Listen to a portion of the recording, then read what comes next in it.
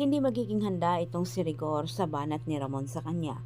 At samantala, hawak na ni Ramon itong si Marites at nanggagalaiti sa galit itong si Ramon nang ikwento naman ni Marites isa-isa ang ginawa ni Rigor sa kanya. Dagdag pang nalaman ni Ramon mula kay Marites na itong si Rigor ay nakabalik na nga sa serbisyo dahil kuno sa pagligtas sa buhay ni Mayor Roberto.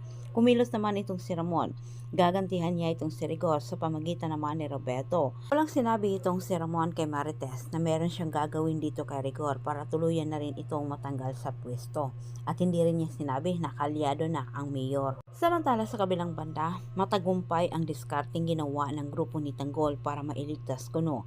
Kahit sila'y kampante na magawa ng paraan ni Tanggol para makatakas mula sa pamilya Bito, ginawa pa rin nila ni Madonna ang kanilang parte. Ito ang pangako nila kay Julio at Ramon. Nasukulma nila Inting ang ama ni Fatima pero muntika na rin silang naisahan. Kabilang dako sinimulan kaagad ni Ramon ang paniningil dito kay Rigor. Hindi man niya nagawang singilin itong si David pero kay Rigor siya babanat.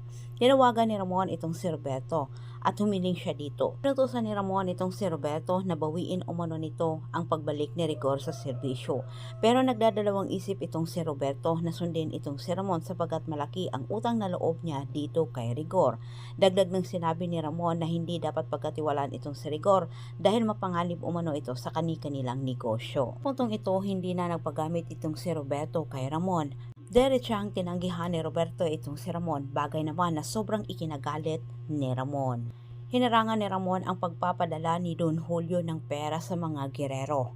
Dahil dito, nagalit naman ang pamilya Guerrero dito sa mga Montenegro. Nagsumbong itong si Ramon dito kay Gustavo sa kanyang dahilan. Kaya't nagalit itong si Gustavo kay Roberto. Ayaw ni Roberto na suwayin ang mga Montenegro dahil sa kanila umano nakasalalay ang kanilang kapangyarihan.